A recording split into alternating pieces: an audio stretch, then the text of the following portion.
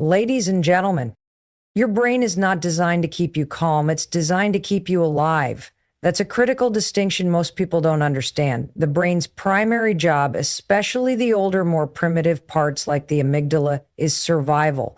That means it is constantly scanning your environment, both physically and emotionally, for threats.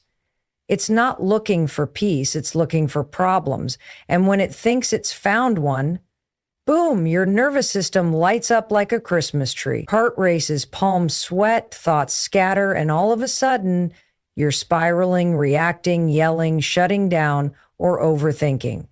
Sound familiar? This isn't happening because you're weak. It's not happening because you lack discipline. It's happening because that's how the human brain is wired. So stop beating yourself up every time you lose your cool. You're not broken. You're operating on old programming. The trick is, once you understand this, you can rewire it. But you can't change something you don't understand.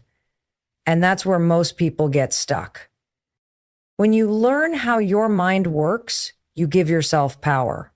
The moment you realize your panic or stress is just your brain trying to protect you, you create space between you and your reaction. That space, that's where your power lives. That's where you get to choose how you respond instead of just reacting like you always have. But here's the kicker. You don't get access to that choice unless you train for it. Let me ask you this. How often do you practice staying calm when nothing is going wrong? Most people wait until everything is falling apart to try and be calm. But that's like stepping into a boxing ring without ever having trained. You can't expect to be calm in chaos if you haven't built the muscle for it in peace. Your brain needs repetition. It needs habits. It needs proof that you're safe. Even when things feel uncertain, this is where most people give up. They think staying calm is a personality trait, that some people are just naturally chill or unbothered. Nope. Calm is not something you're born with. Calm is built. It's developed through consistent, intentional work. It's created through awareness, through practices like mindfulness, breathing, journaling, and being radically honest with yourself. It's built every time you pause instead of lash out, every time you breathe instead of argue, every time you reflect instead of react. Those moments seem small, but they're massive because they're rewiring the pathways in your brain. See, the amygdala, the fear center of your brain, activates in 1/5 of a second. It's lightning fast. It's meant to be. But you know what else you have? A prefrontal cortex. That's the rational part of your brain. That's the part that helps you think clearly, solve problems, and stay calm under pressure. But it's slow. And it only comes online when you pause. That's the goal. That's what training your mind is about. It's learning how to catch yourself in the heat of the moment before your old wiring takes over. It's learning how to disrupt the panic, the anger, the fear, and choose something different. And yes, that takes practice, that takes self-awareness, that takes doing the work when you don't feel like it. But if you want to own your life, you've got to own your mind. Because the world isn't going to slow down for you. Life's going to keep coming. Things will still go wrong. People will still push your buttons. Challenges will still pop up. But when you train your mind to stay calm, none of that can shake you the same way. You become unshakable, not because life gets easier, but because you get stronger. Your calm becomes your power. Your presence becomes your anchor. And instead of reacting to life, you start responding with intention. You stop being at the mercy of your emotions and you start taking back control. That's not a gift, that's a decision. That's a skill. And it's one that you can start building right now. Emotions are powerful. They can drive us to take action, inspire us to grow, and connect us to others in ways that are deeply human. But here's the truth that most people don't realize. Your emotions are data, not directives. Just because you feel something doesn't mean you have to act on it. Just because something feels urgent or overwhelming doesn't mean it's true or permanent. Your feelings are valid, yes, but they are not facts. They are signals, not orders. Your brain creates emotions as part of a response system. It processes information, what you see, hear, remember, believe, and then assigns an emotional meaning to it. That's where feelings come from. But that process isn't perfect. In fact, it's heavily influenced by your past, your fears, your insecurities, and even your mood in the moment. So when you feel anxious or angry or rejected, you're not necessarily responding to what's happening now. Often, you're reacting to what something reminds you of. That argument you had today, it might not even be about today.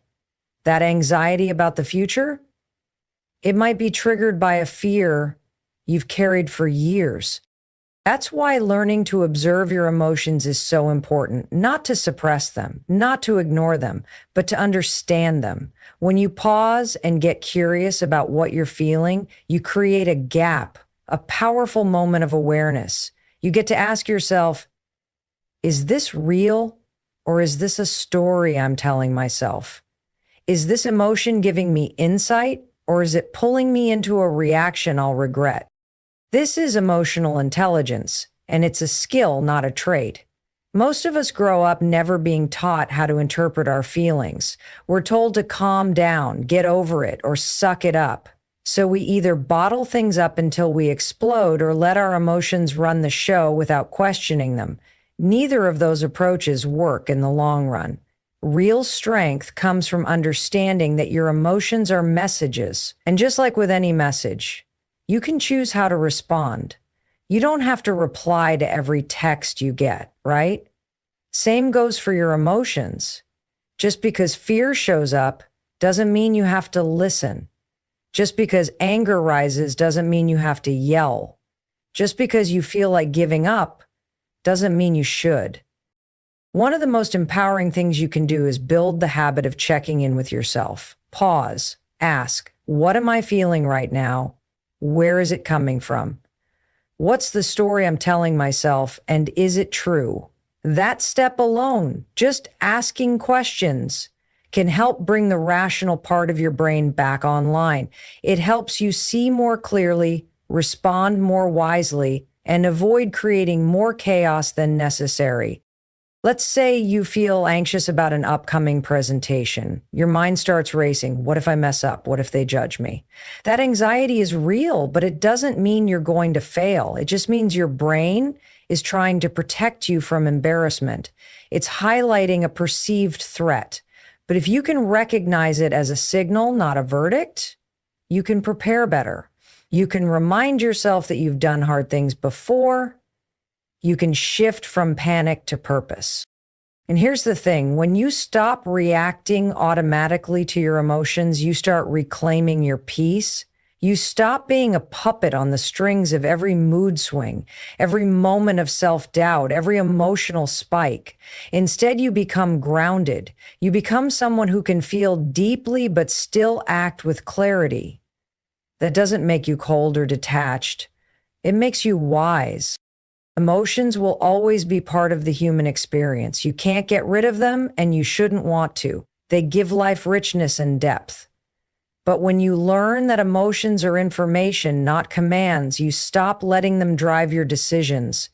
You start making choices based on your values, not your moods. You start responding to life from a place of strength, not reactivity. That's when everything changes. That's when you become someone who isn't just living. You're leading yourself with intention from the inside out. Every time you react without thinking, every time you snap, panic, or spiral, it's because your brain has skipped the pause, that tiny moment between stimulus and response. That's where your power lives. And when you train your mind to insert that pause, everything changes. You stop being a victim of your impulses. You stop letting the chaos of the world decide how you feel and what you do. Instead, you create space to choose. That's the power of the pause. The pause is not just a cute idea or a feel-good concept. It's a neuroscience-backed strategy. See, when something triggers you, stress, fear, frustration, Your brain immediately activates the amygdala. That's the fight or flight part of your brain. It's fast, reactive, and emotional. It was built for survival, not for thoughtful decision making. And when it takes over, it floods your body with stress hormones like cortisol and adrenaline. That's why your heart races. That's why your palms sweat. That's why your mind goes blank or spirals. In that moment, your body is preparing for a threat, even if the threat is just a rude email or someone cutting you off in traffic. Here's what's wild though. If you can pause, even for a few seconds, you give your prefrontal cortex a chance to come online. That's the rational problem-solving part of your brain. It's slower than the amygdala, but it's smarter. It helps you process context, regulate emotions, and make decisions based on long-term goals instead of short-term reactions. When you pause, you're not just calming down. You're changing the chemistry in your brain. You're literally shifting from panic to power. And you don't need a 30-minute meditation to do it. Sometimes all it takes is a breath. One slow, intentional breath can be enough to create the space you need to choose your next move. That breath interrupts the automatic loop. It's like hitting the brakes before you drive off a cliff. In that moment, you can ask yourself, what's really going on here? What do I actually want to do? Who do I want to be in this situation? That's the secret. You don't have to suppress your emotions. You just have to slow them down long enough to make a choice. And the more you practice this, the more natural it becomes. Like any muscle, the pause gets stronger with repetition. At first, you'll catch yourself after the fact. You'll react, then think, oh, I should have paused. That's okay. That's part of the process. Over time, you'll start catching yourself in the moment. Then eventually you'll be able to pause before you even react. That's when you know the training is working. Think about how powerful that is, how different your relationships would be if you paused before lashing out, how much more focused you'd be if you paused before picking up your phone out of habit, how many regrets you could avoid if you paused before making an impulsive choice. That pause gives you control, not over everything, but over yourself. And that's more than enough. The world is loud, it's fast, it's chaotic, and it's really easy to get swept up in it all. But when you build the habit of pausing, you anchor yourself. You create an inner stillness that doesn't depend on external circumstances. You become the calm in the storm instead of being tossed around by it. And here's what's beautiful. You always have access to the pause. No matter what's happening, no matter how crazy things get, that space is always there. You just have to remember to use it. The more you practice, the more automatic it becomes. You won't always get it right, but that's not the point. The goal isn't perfection. The goal is awareness. The goal is progress. So next time life hits you with something hard, don't react, pause, breathe, get curious, and then respond with intention. That one decision to pause might feel small in the moment, but it's everything. It's the beginning of emotional strength, clarity, and confidence. It's how you take back control of your mind one breath at a time. Your breath is one of the most powerful tools you have to calm your mind. And yet most people completely overlook it. We breathe all day, every day, without even thinking about it.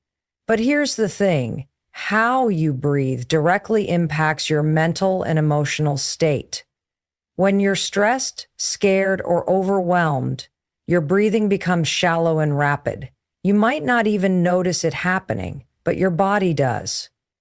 Shallow breathing sends a signal to your nervous system that something is wrong, that you're in danger, that you need to fight, flee, or freeze. Now flip that around. When you breathe slowly and deeply, especially from your diaphragm, you send the opposite message. You're telling your nervous system we're safe, everything is okay. You don't need to panic. That one shift in your breathing can completely transform how you feel in the moment.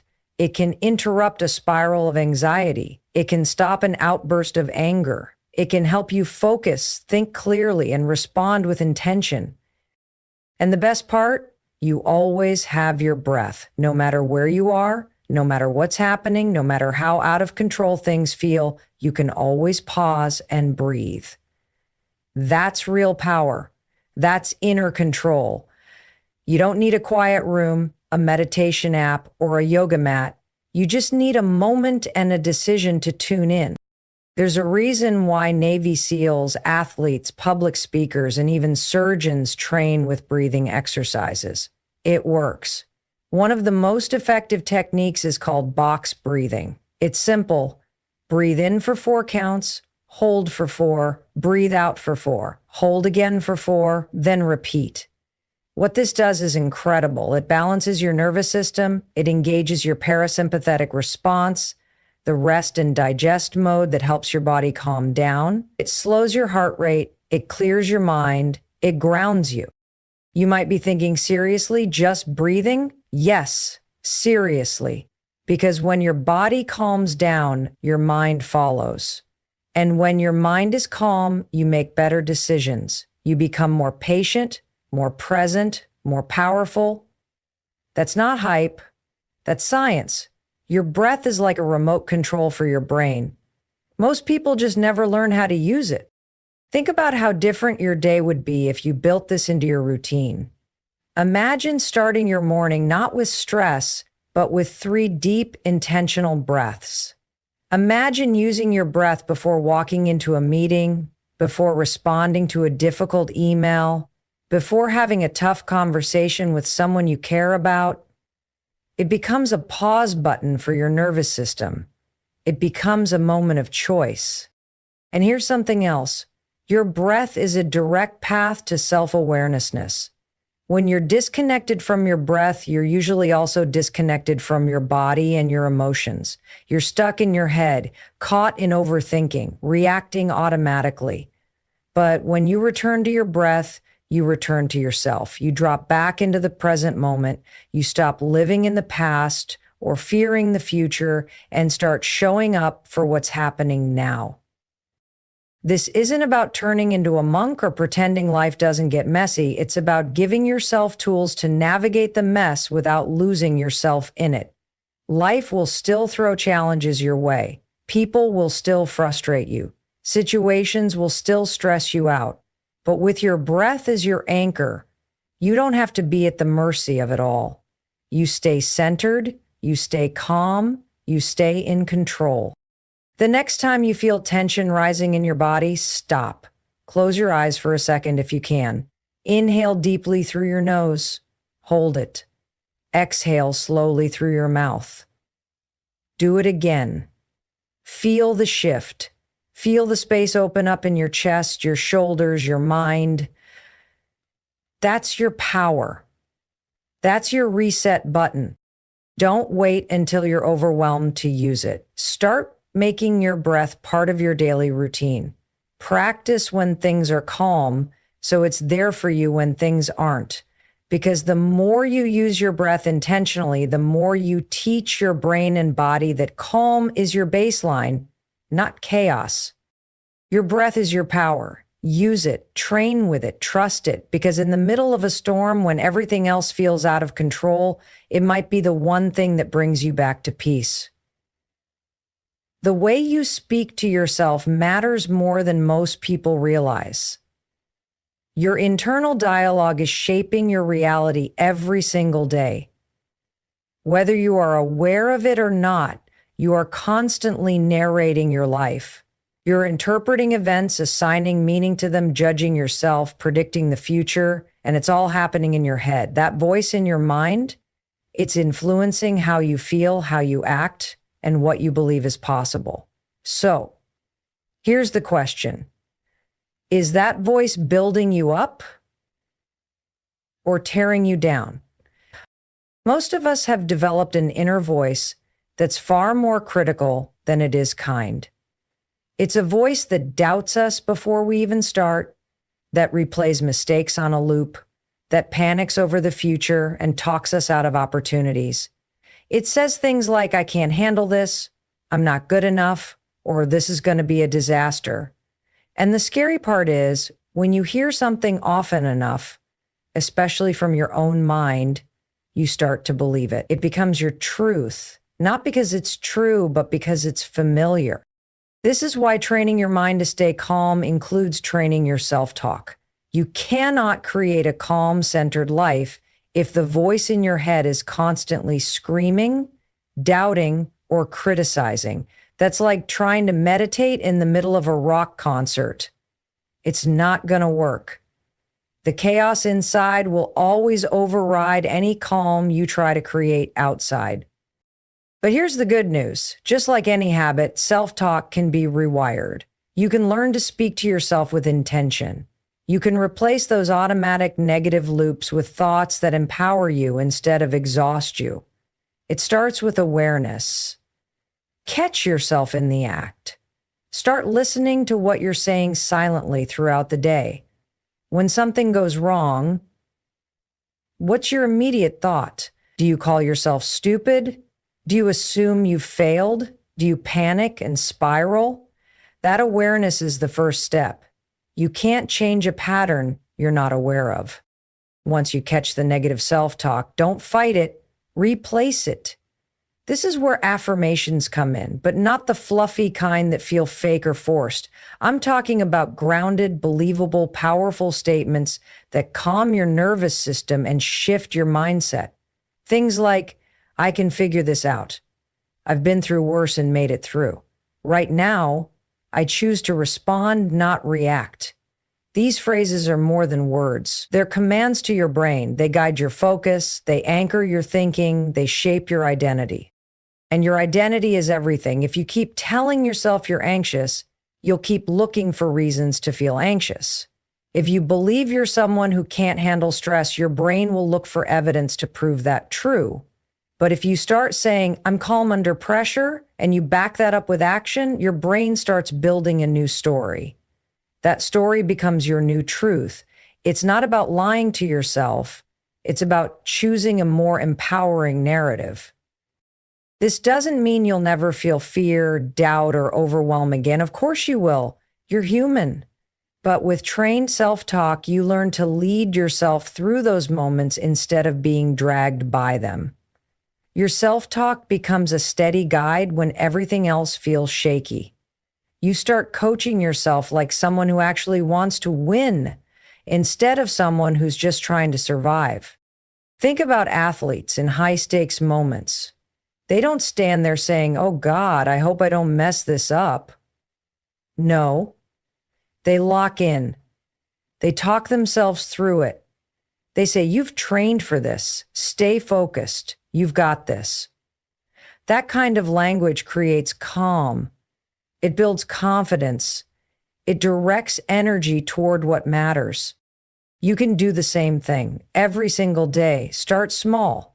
Talk to yourself like you would talk to your best friend. Firm but kind, honest but encouraging. When you mess up, say, that wasn't my best, but I'm learning. When you're scared, say, this is hard, but I've got tools to handle it. Over time, that voice becomes your anchor. It becomes the soundtrack of resilience in your mind. Your thoughts are not facts, but they do shape your experience. So if you want to stay calm, you've got to train that inner voice to support you, not sabotage you. You don't have to believe every thought you think. You get to choose which ones you repeat. And the ones you repeat, that's the life you create. Calm isn't something you find, it's something you build. And like any skill, it takes practice. It's not a switch you flip, it's a muscle you train. You can't expect to be calm under pressure if you never practice calm when life is quiet. You can't show up with control and clarity in the storm if you haven't built that foundation in the stillness. It's like expecting to run a marathon without training. Your mind needs reps too. This is where routines, habits, and daily practices come into play. They aren't just about productivity. They're about training your nervous system. They're about wiring your brain to feel safe, grounded, and focused, especially when life gets chaotic. Think of your daily practices as emotional conditioning. Just like lifting weights strengthens your body, these small intentional actions strengthen your emotional stability. Let's talk about mornings. The way you start your day sets the tone for everything that follows. If you wake up and immediately check your phone, scroll through the news, or dive into emails, you're handing your peace over to the world before you've even claimed it for yourself. Your brain starts reacting before it's had a chance to breathe. That's not calm, that's chaos disguised as normal. So what do you do instead? You anchor. You build a morning that protects your mind, even if it's just 10 minutes. Maybe it's sitting in silence with your coffee. Maybe it's a few minutes of journaling, a walk, a meditation, or simply taking 3 deep breaths before you reach for your phone. Whatever it is, it should remind your brain, I'm in charge. I'm not reacting. I'm responding. I'm starting with intention, not noise. The same goes for your evenings. Wind down routines matter. Your brain needs to feel like there's a rhythm to your day, an end to the chaos. Dim the lights, put your phone away, reflect, breathe. These things seem small, but they build mental discipline. They tell your nervous system, you're safe to relax. That consistency is what helps you stay calm when life throws surprises your way, because your brain remembers, we've been here before. We know what to do. And here's something else most people overlook. The people you surround yourself with and the content you consume are also part of your emotional training. If your environment is constantly loud, dramatic, negative, or overwhelming, your brain mirrors that energy. It stays on alert. But if you start curating what you allow into your space, whether that's people, media, or even background noise, you give yourself a better chance at keeping your internal world grounded. Training your mind to stay calm also involves practicing what I call mini resets throughout the day. Don't wait until you're overwhelmed. Build in breaks. Take 60 seconds to breathe, stretch, or step outside. These small resets interrupt the buildup of stress before it becomes too much. They keep your baseline lower, your patience longer, and your clarity sharper. Another powerful practice is reflection. At the end of the day, take just a few minutes to ask yourself, where did I feel calm today? Where did I lose my peace? What triggered me? What helped me get back to center? These questions help you spot patterns, and when you see the patterns, you can change them. This is how self-awareness grows. This is how emotional intelligence is built. And look, you don't have to do all of this perfectly. That's not the point. The point is to build a toolkit. You're not trying to become someone who never feels stress or fear or frustration. You're becoming someone who knows how to handle it. Someone who has practiced staying calm. Someone who doesn't crumble every time life gets loud. That's real power. That's resilience. So no, calm isn't something reserved for monks or gurus. It's not about escaping life. It's about engaging with it differently. It's about building a strong inner world so that the outer world doesn't shake you as easily. And that kind of calm, that's earned. One small practice at a time, every day. That's how you train your mind. That's how you build the version of you that doesn't just survive chaos, but rises above it. In life, things will go wrong. Plans will fall apart. People will disappoint you. You'll get blindsided by something you never saw coming. That's just reality. You can't control every situation, every outcome, or every person.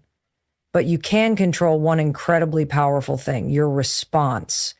And when you train yourself to respond instead of react, you stop being a victim of circumstance and start becoming a master of your own peace.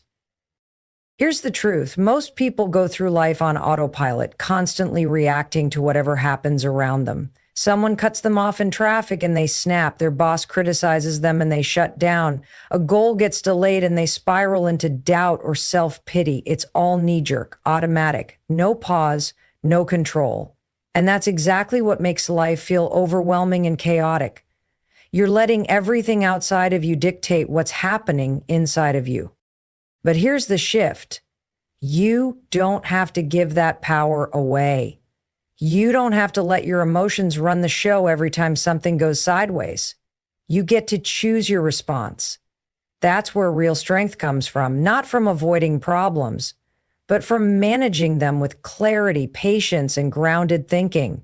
You become someone who doesn't crumble under pressure. You become the person in the room who stays calm when everyone else is losing their heads. Not because you're cold or detached, but because you've trained for it. Now, choosing to respond instead of react doesn't mean pretending everything's fine.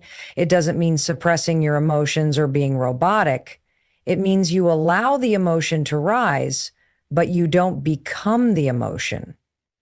You notice the anger, the fear, the frustration, and then you decide what to do with it.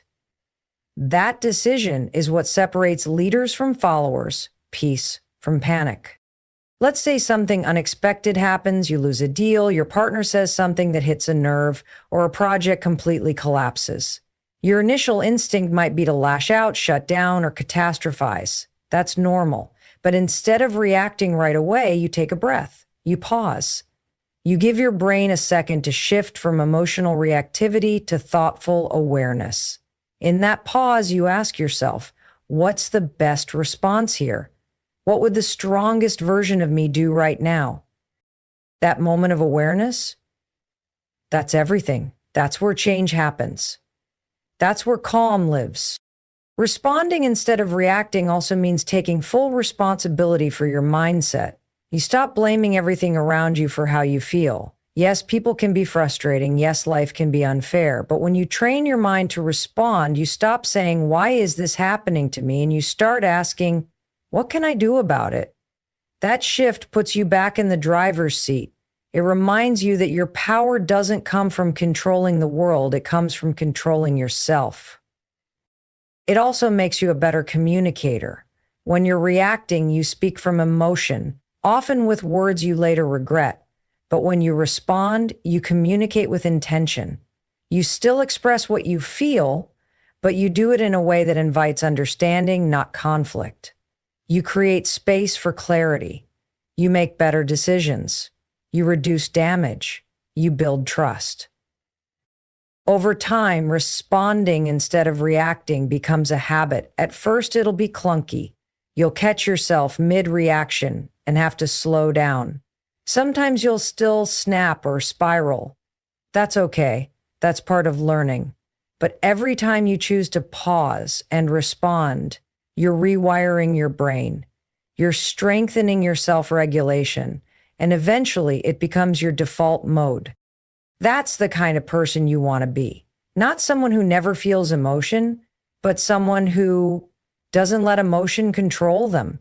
Not someone who never faces problems, but someone who always shows up calm, steady, and clear no matter what the situation is. You won't always be able to change what happens to you, but you always have the power to choose what you do next. And that power, that's the foundation of a calm, resilient, and powerful life. That's how you take control, not just of the moment, but of your future. Because when you respond instead of react, you don't just survive the chaos, you rise above it every single time.